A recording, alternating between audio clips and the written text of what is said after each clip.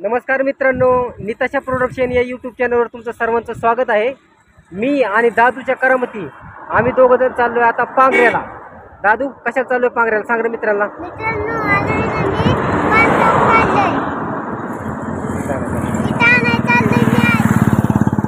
मित्रांनो, दादूने घराचं बांधकाम काढलंय।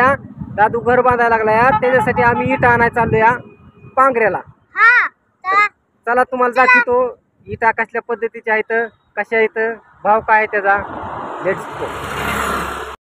तर नमस्कार मित्रांनो, आम्ही आलो इथं आता पांगऱ्याला शिवण्य वीट उद्योग इथे, आणि इथं ईट बनवायचं काम चालू आहे। तुम्ही बघू शकता माग।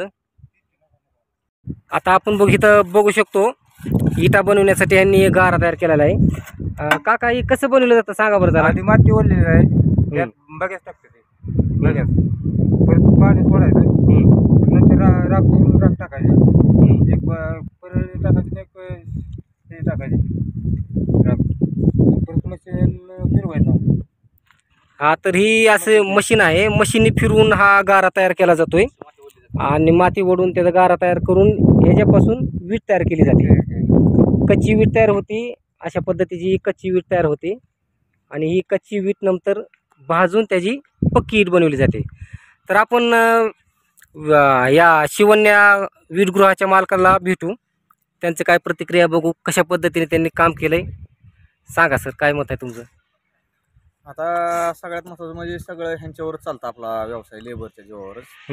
आपली माती ओढून टोटली त्या प्रकारचा गारा केला जातो।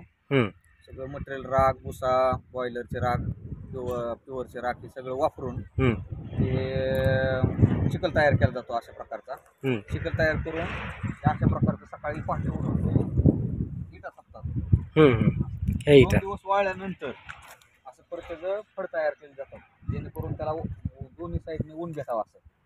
हे दोन्ही साईडने ऊन भेटल्यानंतर ते विटा त्या बोटीला, तिकडं ती बोटी दिसली का, त्या बोटीला कोळसा टाकून रचली जाते, त्याला हाईट देऊन परत पेटवली जाते। पेटवल्यानंतर हे विटा आहे अशी बाजू। आता हे मटेरियल कुठून आणता तुम्ही। आता हे मटेरियल कारखान्यावरून आणतो, भुसा आणि कर्नाटकातून नागपूर राख येते, कर्नाटकातून कोळसा येतो, अशा प्रकारे कच्चं मटेरियल आपल्याला बाहेरून येतं सगळं। या अशा पद्धतीने वीट तयार करायचे साचा असतो, याच्यामध्ये चिकूल टाकून वीट तयार केली जाते, आणि तयार केलेली ईट अशी कच्ची ईट अशी मांडली जाते। हे कच्च्या इटातलं ब्रँड येतो एन।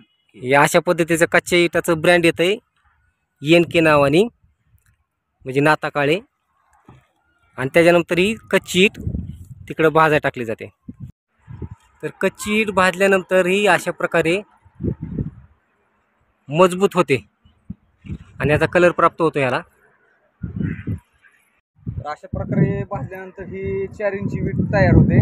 4 इंची वीट आपण 7 रुपयाला गिरायकाला विकतो, आणि हा ठोकळा वीट आहे की आपण 14 रुपयाला विकतो। तर टोटली दोन्हीची क्वालिटी अशी टोटली बांगडी वाजल्यासारखी वाजते।